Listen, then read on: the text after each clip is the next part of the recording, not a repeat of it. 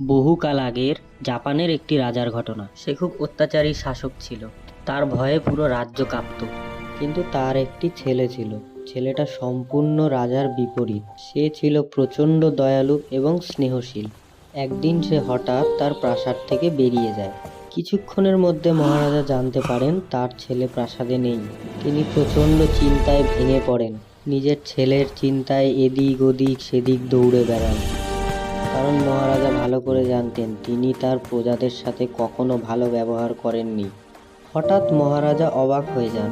তিনি দেখছেন তার ছেলের কেউ কোনো ক্ষতি করেনি, বরং তার ছেলে সেই প্রজাদের বাচ্চাদের সাথে খেলে বেড়াচ্ছেন। যেই প্রজাদের খাবার কেড়ে নিয়েছিলেন সেই প্রজারাই তার ছেলেকে খাওয়াচ্ছে। এটা দেখার পরে রাজা নিজে বুঝতে পারে সে কি ভুল করেছে। এবং এই ঘটনার পর থেকে রাজা তার প্রজাদেরকে প্রচণ্ড বেশি ভালোবাসতেন।